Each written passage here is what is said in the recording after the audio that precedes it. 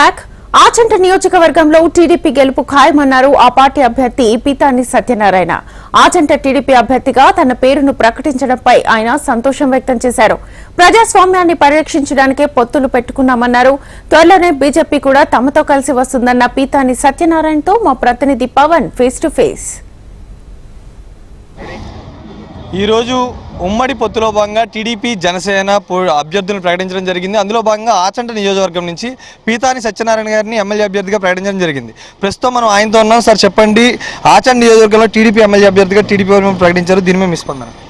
ఏదైతే సార్వత్రిక ఎన్నికల్లో భాగంగా ఈరోజు ప్రజాస్వామ్య పరీక్షల కూటమిగా తెలుగుదేశం పార్టీ జనసేన కలిసి సార్వత్రిక ఎన్నికల యొక్క ప్రక్రియలో పాల్గొవాలని ఆలోచన చేసిన తర్వాత ఎన్నికల యొక్క ప్రక్రియలో భాగంగా తెలుగుదేశం పార్టీ జనసేన పార్టీ అభ్యర్థులను ఈరోజు ఉమ్మడిగా ప్రకటించడం జరిగింది.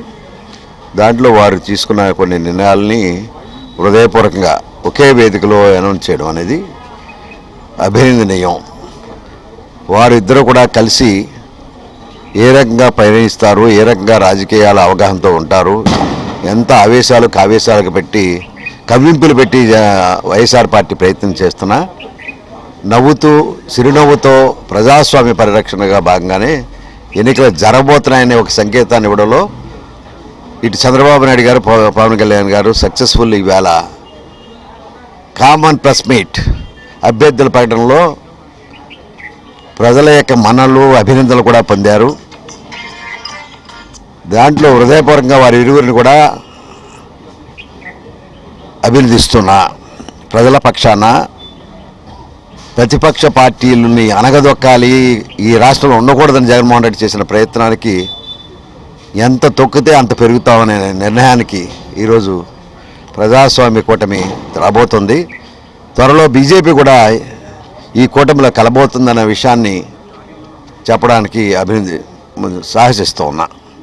కారణం ఏంటంటే ఎప్పటికప్పుడు మార్పులు జరుగుతూ ఉన్నాయి. ఆ మార్పుల్లో భాగంగానే వైఎస్ఆర్ పార్టీని ఎదుర్కోవడానికి అనేక రాజకీయ పార్టీలు క్రూరమైన రాజకీయాలు, అప్రజాస్వామ్య రాజకీయాలు, హత్యా రాజకీయాలు, sand mafia, liquor mafia, land mafia, పేదవారికి సంబంధించిన నవరత్నాల పేరిట అన్యాయాలని కూడా ప్రజలకు అర్థమయ్యాయి. ఈరోజు ఎన్నిక ప్రజలు హర్షిస్తున్న ఎన్నిక. ఈ కూటమికి ఏదైతే కూటమి ఎన్నికల్లో రాబోతుందో ప్రజలు స్వాగతిస్తున్నారు. వైఎస్ఆర్ పార్టీ పేదవాళ్ళకి ధనికుల యొక్క ఎన్నిక అనే ఒక ప్రక్రియ జగన్మోహన్ రెడ్డి చేస్తున్న ఒక ప్రక్రియని చూస్తూ ఉన్నాం గత 4 నెలల నుంచి.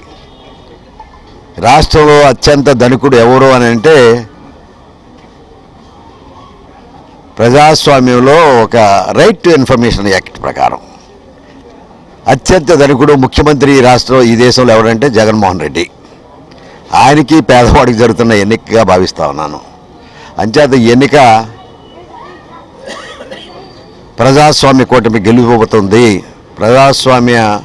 అప్రజాస్వామ్యాలు ఎవరైతే ఈ రాష్ట్రంలో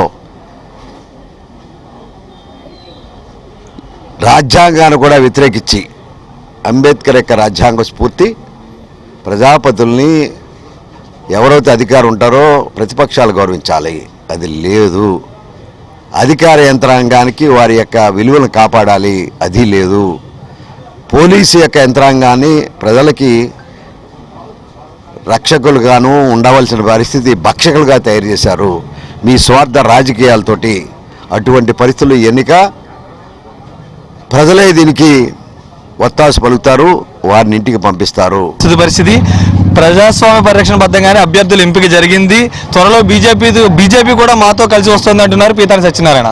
కెమెరామెన్ సురేష్తో పవన్, HMTV ఆచండ్ నుండి.